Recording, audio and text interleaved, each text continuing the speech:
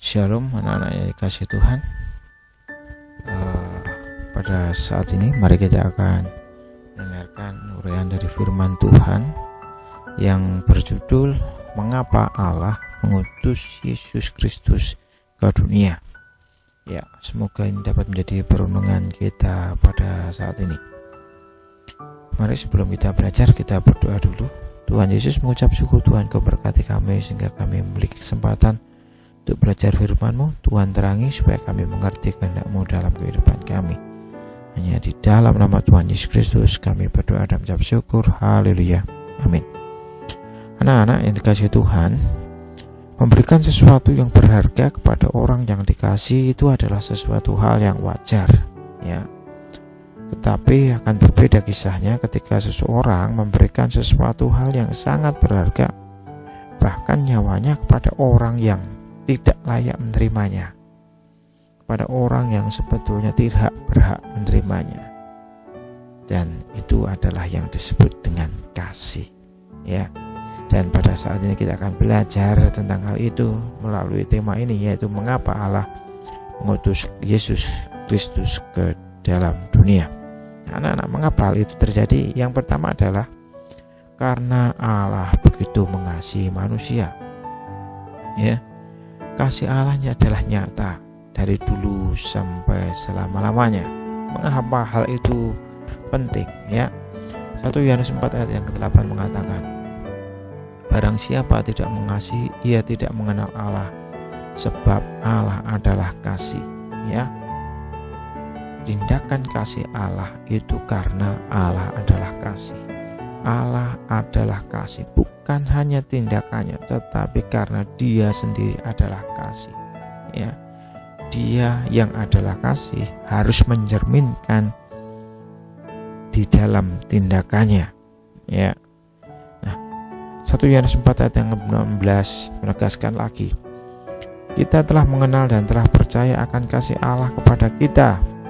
Allah adalah kasih, dan barang siapa tetap di dalam Dia, ia tetap berada di dalam Allah dan Allah di dalam Dia. Allah yang adalah kasih dicerminkan di dalam tindakannya, ya. Dan kita yang tetap di dalam kasih-Nya adalah orang-orang yang tetap berada di dalam diri Allah, dan Allah ada di dalam kita. Jadi kalau kita mengaku sebagai orang yang mengasihi Allah dan memiliki Allah, memiliki Roh Kudus di dalam diri kita, tindakan yang kita lakukan harus mencerminkan kasih Allah, karena Allah adalah kasih. Ya, ini bagian yang pertama, alasan mengapa Kristus Yesus datang ke dalam dunia. Alasan yang kedua, mengapa Allah mengutus Kristus Yesus ke dalam dunia. Alasan yang kedua adalah karena Allah Maha Pengampun, ya. Kesalahan fatal manusia terhadap Allah itu apa toh? Ya. Apa yang menjadi kesalahan fatal manusia terhadap Allah? Ya. Mari kita perhatikan dari kitab Kejadian pasal 3 ayat 4 dan 5. Tetapi ular itu berkata kepada perempuan itu, sekali-kali kamu tidak akan mati.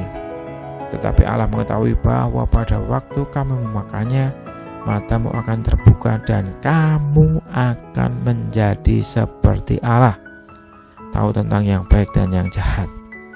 Jadi anak-anak saudara sekalian, kesalahan fatal manusia itu sebetulnya apa? Karena manusia ingin menjadi seperti Allah.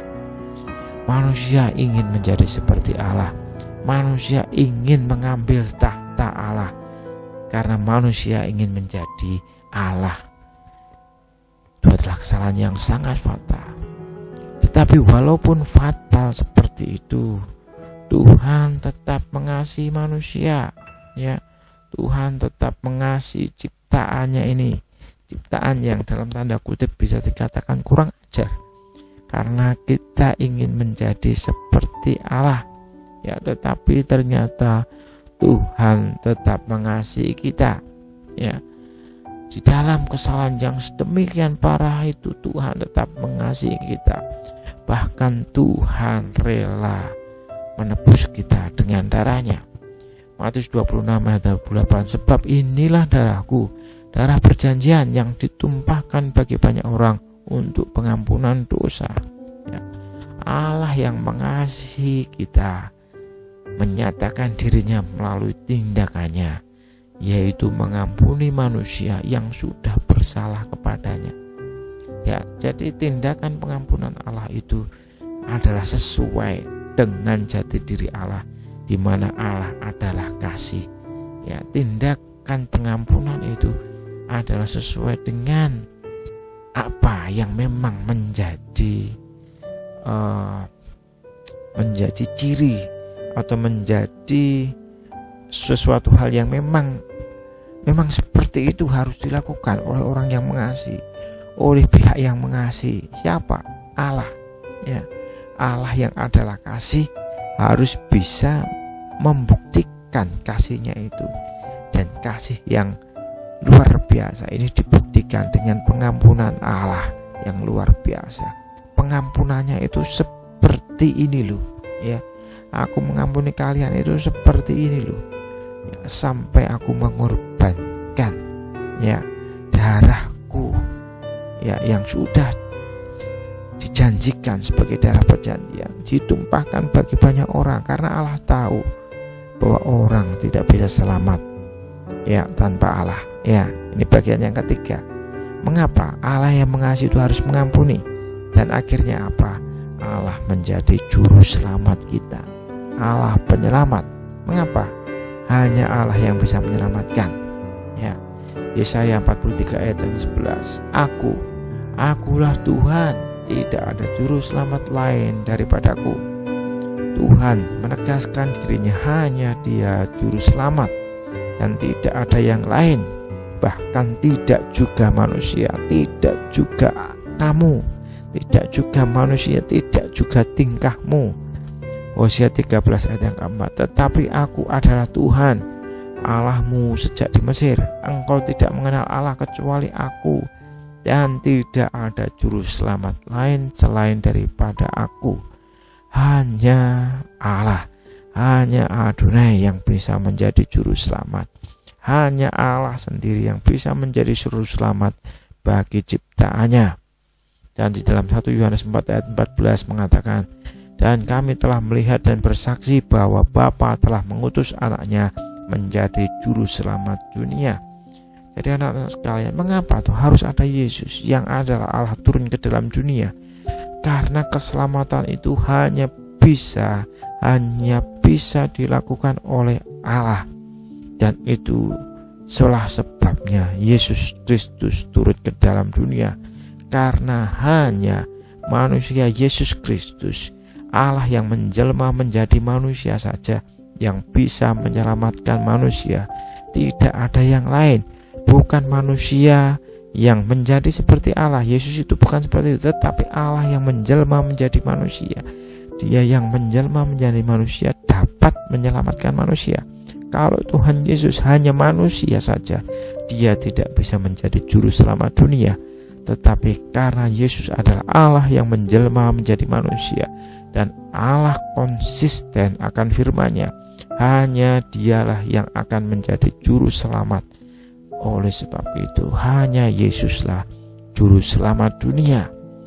Manusia tidak dapat menyelamatkan dirinya sendiri, karena maut telah menjadi upah dari dosa yang dilakukannya. Hanya Sang Pencipta yang dapat menyelamatkan ciptaannya, yaitu Allah. Maka diutuslah Yesus Kristus ke dunia untuk menjadi juru selamat manusia dan menyelamatkan manusia dari hukuman akibat dosa, menyelamatkan manusia daripada maut. Dan manusia yang diselamatkan itu diperdamaikan dengan darah Kristus untuk bisa kembali bersama-sama menjadi ahli waris kerajaan Allah.